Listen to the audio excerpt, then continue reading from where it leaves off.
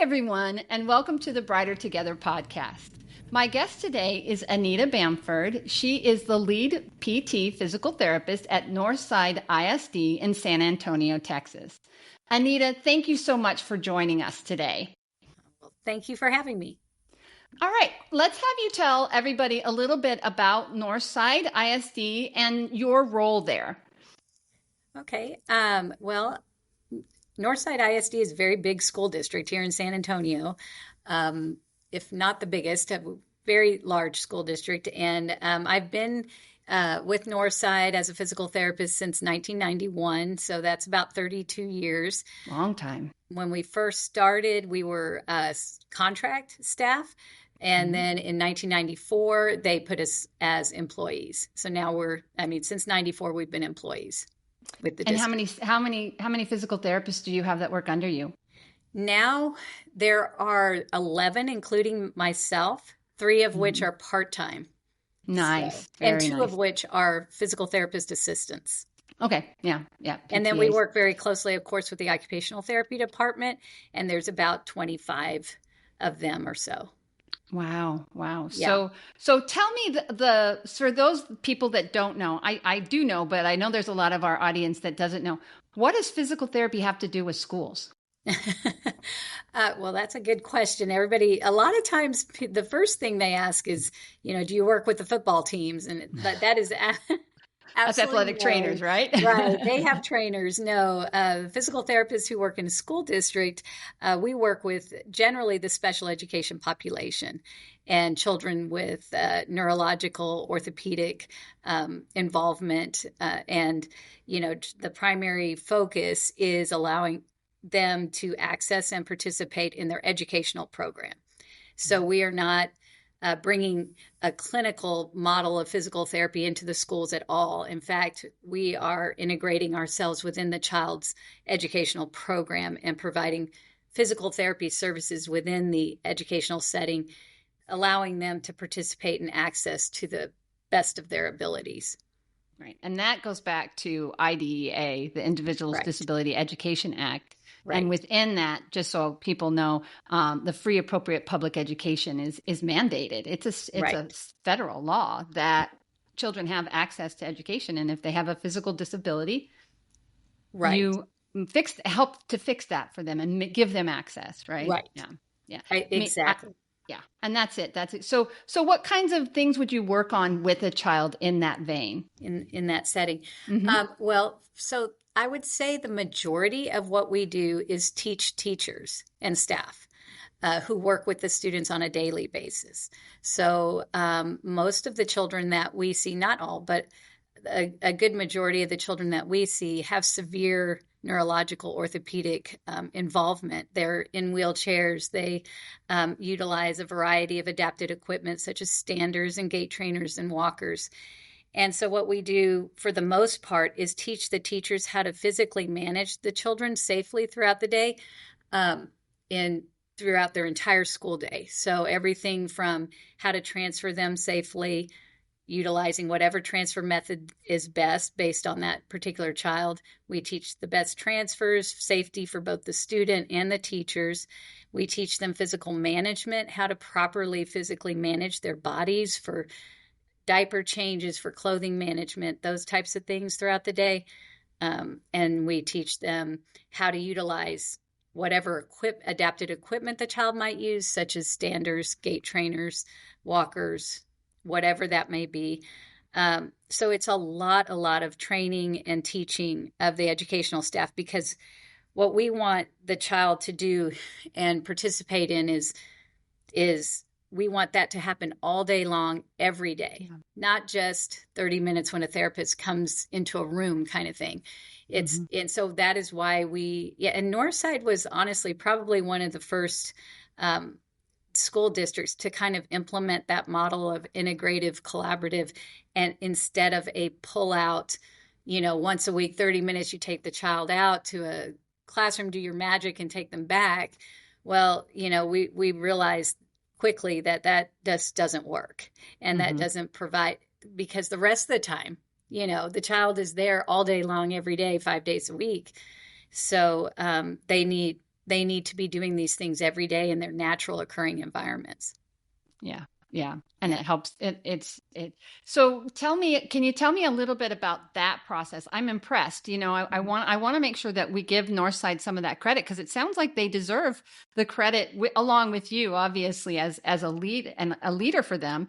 But how did what was that process to get you to this point? Because it's impressive. I'm really impressed with what you guys are doing. So, well, thank you. It started actually with, when I came on, I was only 25 years old. So my boss and my physical therapy, the lead physical therapist at the time and the lead occupational therapist, they were actually really pioneers of this whole integrative model. They have both since retired, and myself and Michelle Smith, the occupational therapist lead, has we are now the leads, but they were at that time, and they were the ones who pioneered the whole hey, wait a minute, that's not working, to take the child out and do our, little 30-minute session. And yes, a lot of people think, and sometimes parents really kind of just have hung on to that. They just want that, once a week, 30 minutes kind of thing. But when you explain to the parents and the teachers and everybody involved that, really what we want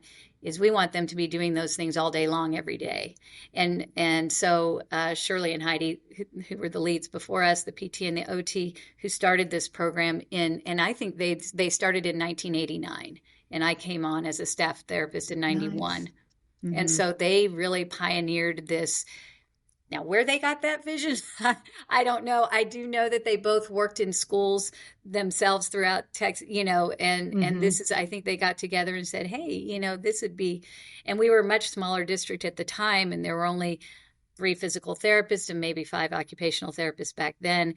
And so, but we have really, we know the value of that model, and have carried it out ever since they retired, and in the 32 years now that I've 32 years, now that I've been in Northside. You and I are close. I'm 31 years as a speech therapist, so I'm right there with you. We're close to probably the same age. Yes. So let's flip that on its head. So what do you see for the children? What kind of, I know the benefits, but let's explain to people why this model is so important and what that does for the child to be able to access education that way.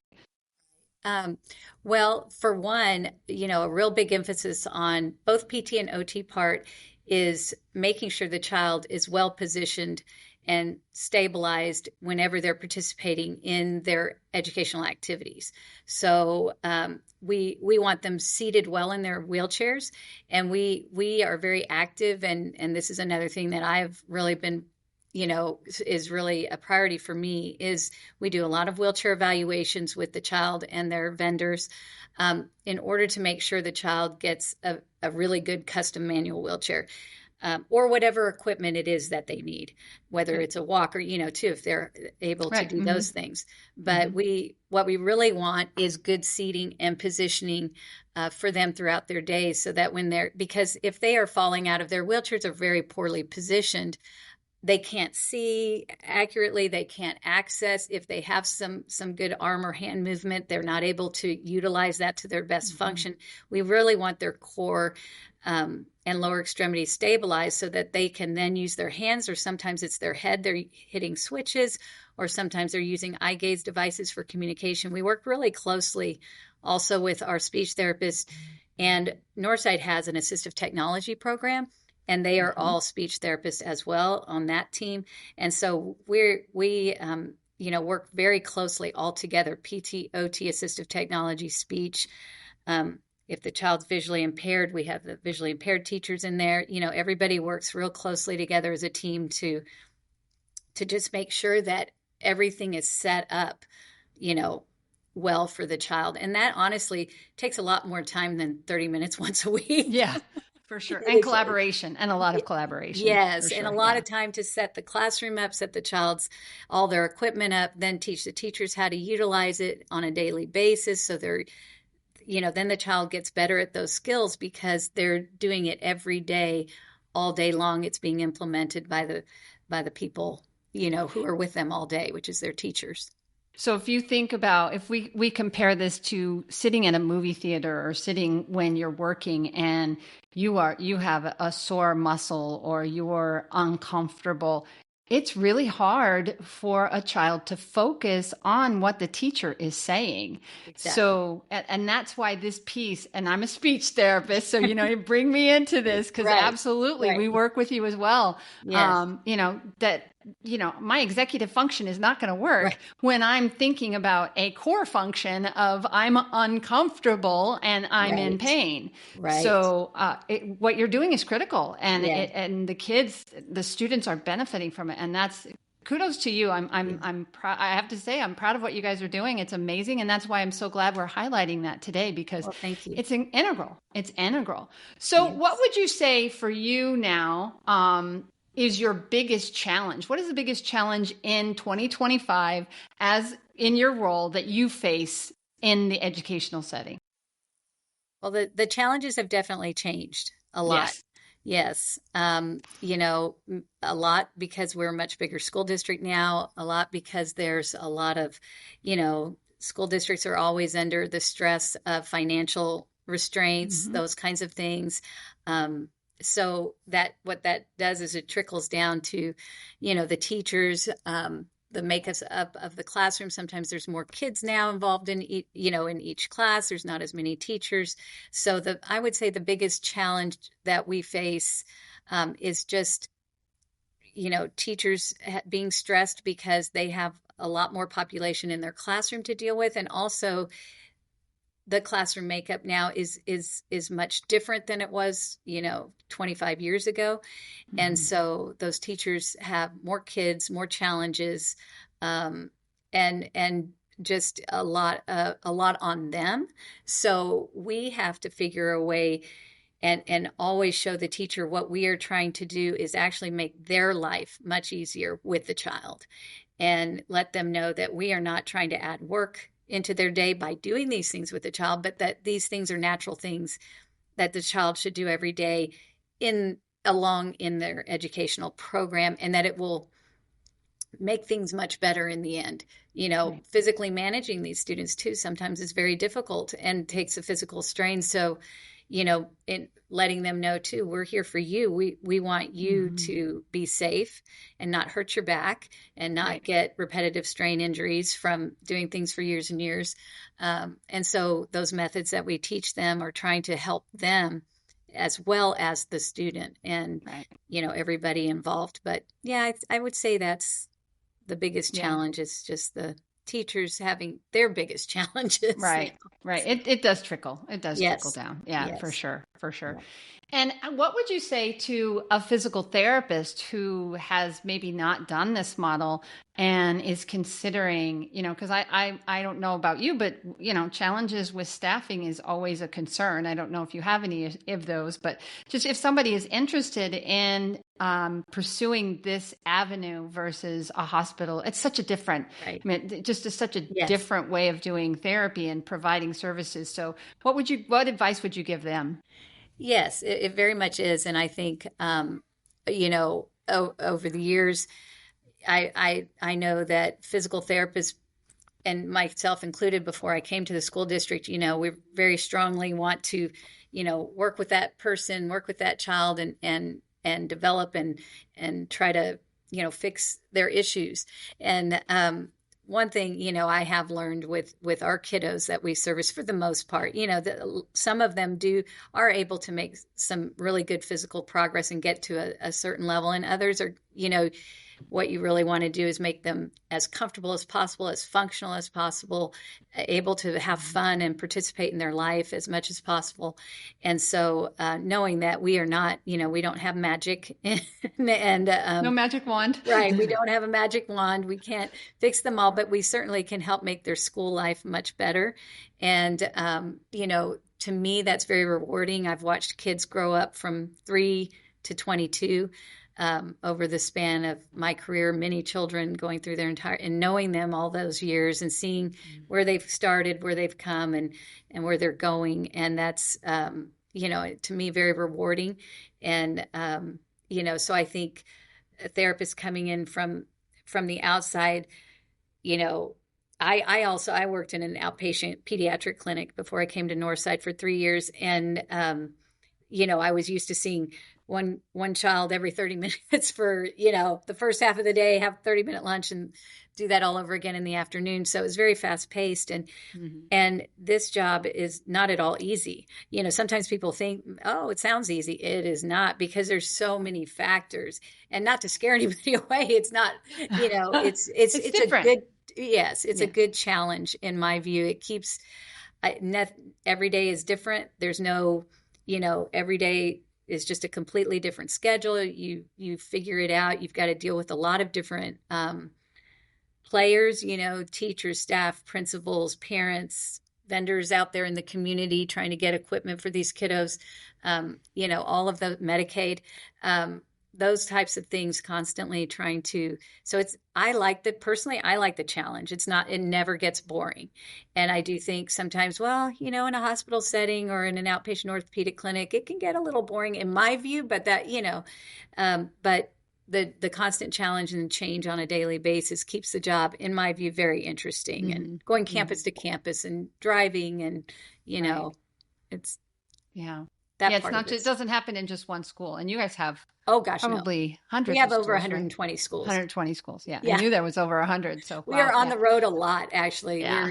It all is in every, elementary, middle, and high school. Yeah. Wow. Mm-hmm. For sure. Yeah, that's awesome.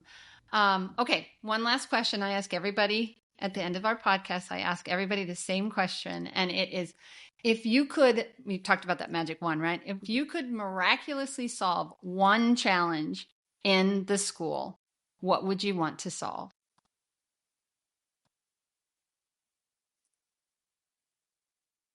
I would like the teachers and the classroom makeup to be a little bit more conducive to teaching, very specialized kids, and not overloading teachers, and not overloading what they have to deal with on a daily basis, so that they can feel like they can be more effective teachers and they're not pulling their hair out and stressed all the time.